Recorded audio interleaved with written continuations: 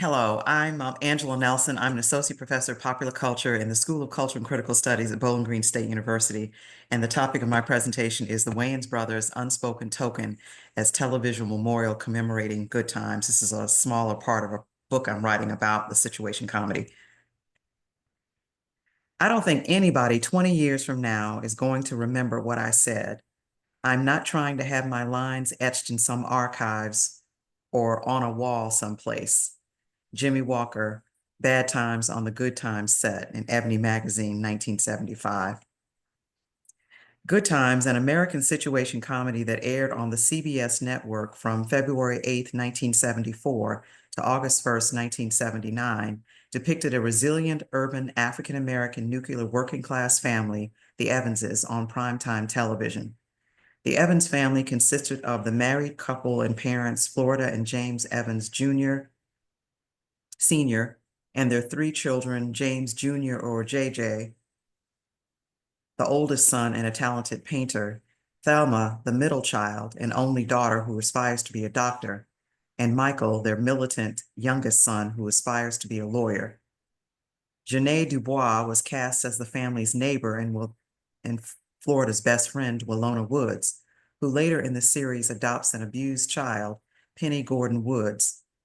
After John Amos left the series in 1976, Nathan Bookman, building superintendent, and Carl Dixon, Michael's boss and Florida's husband, joined the cast. In the fall of 1978, the last season of the show, Keith Anderson was added to the cast as Thelma's fiancé and husband, a rising football star. Jimmy Walker, the actor who portrayed the eldest son JJ in the sitcom Good Times, could not have predicted a more unrealistic outcome for the series than he did in the above quote in 1975. Many viewers, in fact, those from more than 20 years ago, have remembered quite well what he said. Of all the characters in the series, JJ's phrases such as Kid Dynamite and Ebony Prince of the Ghetto and Florida's damn, damn, damn are the most remembered. For example, classic TV rewind clips, Get TV, and the Norman Lear Effect YouTube channels have created clips focused on JJ's dynamite phrase. In a sense, this paper is adding to etching his lines and those of his co-actors on the wall of history and storing them in an archive of sorts. Unlike Walker's prediction, the legacy of Good Times indeed lives on in its later and contemporary televisual descendants, both those that are obviously identifiable and those that are not so clearly defined. In a direction reminiscent of the complex social problems that Good Times explored in a less easily identified descendant, the Boondocks, the episode Good Times highlights predatory home lending practices that African Americans experience and have historically experienced. The episode weaves references to Good Times throughout the episode, starting with playing the Good Times theme song and a similar Good Times opening credit sequence. Robert Granddad Freeman utters Florida's damn, damn, damn after he tells his grandsons Huey and Riley that they are broke because of the adjustable rate mortgage with which he refinanced their home and the couple of millions he now owes. At one point, the Freemans live in their garage as other individuals rent out rooms in the house to assist with Freeman's balloon payment. And for one day, he works at a car wash for extra income. The episode ends with Freeman selling the family into slavery, forcing them to be at the white male lender Ed Eddie Winkler Jr.'s disposal in exchange for the Freeman's ability to live in their house again. At each point, Granddad Freeman devolves deeper into debt brought on by other quote-unquote easy credit ripoffs used by Winkler. The Good Times theme song plays. Of the more direct televisual descendants of Good Times, to date, over 24 Black nuclear family sitcom series that aired from 1990 to 2025, 5 depict working class nuclear families, presenting updated messages about family, class, race, and gender. These 5 series, You Take the Kids, Everybody Hates Chris, The Upshaws, and 2 animated shows, Good Times, Black Again, and Everybody Still Hates Chris, stand as mileposts for how far, and yet not far, contemporary Black nuclear family sitcoms have come. Economically, 4 of the 5 families are faring better than the Evanses, live in single-family homes, and the husband, and in some cases the wife, hold steady jobs. In the case of Good Times Black Again, however, the socioeconomic conditions of the new Evans family have improved little since the 1970s. They live in the same building and same apartment in which the original family lived, have unstable employment, and the youngest child is a successful drug hustler. More perceptibly and intentionally, television productions that most resonantly look back on Good Times are Descendants doubling as memorials. These televisual tributes, sitcom-styled mashup segments, highlight and better preserve, but also complicate the legacy of Good Times. In remembrance of Good Times, a segment in the Wayans Brothers etches the series onto a new medium, a video wall, thus storing it in another kind of archive. The segment in Unspoken Token distills major recurring themes of Good Times: struggle, resilience, resignation, strength, steadfastness, hope, togetherness, through its characters, iconography, plot problems, and dialogues. Unspoken Token clearly represents both the legacy and the forgetting of Good Times' original contributions to American and African American culture.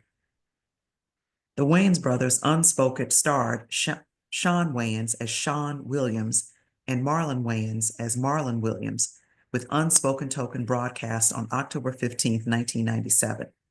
In the episode, Sean is hired by a company as a token to satisfy his minority quota. Pondering what he will do about it, Sean falls asleep while watching a Good Times marathon. In his dream, he is JJ. Like Sean, JJ is accepted to the Art Institute in Design as a token to satisfy the college's racial quota. Although JJ wants to be accepted for the colors on his canvas and not the color of his skin, he decides that he will make a difference by attending the school to show that he indeed is talented. Sean wakes up from his dream, and now he has a course of action. He too will make a difference. Taking a different direction than JJ in his dream did, Sean makes that difference by confronting his boss about his tokenist hiring practice, and then brings in Mr. Thomas Cook, a representative from the federal agency that granted the company's federal contract to investigate its policies. This mashup segment of the Wayans brothers connects to the I Had a Dream episode of Good Times. In this episode that aired on January 30th, 1978, JJ assumes that he will be promoted to assistant art director at the ad agency where he works. His boss admits that he would not hire a Black because the company's success depended on the goodwill of all the company's accounts, and that he just couldn't stay in business if some of them didn't approve of his assistant art director. JJ, while suffering from an upset stomach and anxiety regarding the soon-to-be announced promotion, goes to sleep and dreams that he is white. In the dream, JJ's boss gives the promotion to Raymond, another Black man in the agency, to show real equal opportunity. After JJ wakes up from the dream, he plans to confront his boss. He calls the agency and finds out that a white woman was given the promotion. Unlike an Unspoken Token, JJ's boss knows that JJ is capable of being the assistant director, but he fears what his white client's response will be if an African American is in this position. Good Times characters Michael, played by Marlon Wayans, Thelma, played by Bernadette Stanis, JJ, played by Sean Wayans, James, played by John Witherspoon, Bookman, played by Johnny Brown, Florida, played by Anna Maria Horsford, and Willona, played by Janae Dubois, who was a regular character in the Wayans brothers as Grandma Ellington, appear in the segment. Three original Good Times cast members, Dubois, Stannis, and Bookman, appear in the episode as well. The apartment is virtually identical to that of the original sitcom. On the wall is a painting of Black Jesus with a processed hairstyle. JJ's painting, Ghetto Olympics, a renaming of artist Ernie Barnes's head over heels painting, is also displayed. This mashup segment also combines plot lines and situations from 4 different original Good Times episodes: Black Jesus, The Checkup, Thelma's Scholarship, and The Big Move. For African Americans, television has held a unique place in highly contested debates about racial uplift and integration that specifically connected to what they viewed on it. Television embodied a hope that positive social development, such as racial integration and the erosion of stereotypes of African Americans, could result, and that African Americans in television could improve United States relations, race relations, and the social, economic, and political conditions of African Americans. Good Times, in its depiction of American television's first Black nuclear family, encompassed this hope. The mention of Good Times and the Wayans brothers in particular expresses the significance that contemporary governing and performing creatives gave to the Evans family. For these creators, what the public viewed on television, either firsthand or as reruns, or what was passed down by their families and friends, was of utmost importance and significant enough to develop and present episodes about the series. Derek H. Alderman, Jordan P. Brasher, and Owen J. Dwyer III note that memorials form a collective interpretation of the past, typically through the construction of material sites of memory. Televisual memorials are digital rather than material sites of memory. Unlike traditional memorials placed in a precise geographical space and place, television memorials today are accessed by anyone with a device, whether that be laptop, tablet, smartphone, internet connections, and paid subscriptions to various cable and streaming services. Alderman, Brasher, and Dwyer also argue that the textual approach to studying memorials understands commemoration as the process of manifesting stories on and through the physical landscape. In doing so, this approach mobilizes a series of questions that seek to understand what historical discourses are represented in given authority via the memorial, including whose history is remembered or forgotten through the spatial inscription of memory. Televisual memorials for Good Times do not rise to the political levels in which place and space memorials do, but they document that Good Times is remembered through the digital or televisual inscription of memory.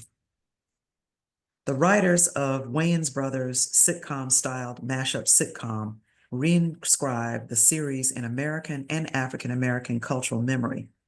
Yet, while laughing with, they also laughed at the Evans family. For example, in this Unspoken Token, the episode's writers poke fun at the physical appearance of the actor who played Florida Evans, Esther Roll, by emphasizing her short neck as no neck at all. Further, James describes Florida as a monster to Bookman. She's not depicted as the religious, strong, competent wife and mother of the original series. Also, while the writers acknowledge the intelligence and social consciousness of Michael Evans, they also poke fun at the actor Ralph Carter's nose and height by giving the actor playing Michael a large nose and having him stand up on his bent knees. As with Florida, appearance overrules their moral and ethical attributes. Nostalgic for the wisdom contained in Good Times, the Wayans brothers mashup segment distilled major themes from the series, including struggle, resilience, resignation, strength, and togetherness. Good Times was also a proclamation to the dominant culture of the United States of the resilience and strength of Black nuclear families. Although Good Times left the television landscape with less critical and popular praise than when it entered it, the number of subsequent sitcom-styled mashup segments reaffirmed its groundbreaking role and place in American televisual culture.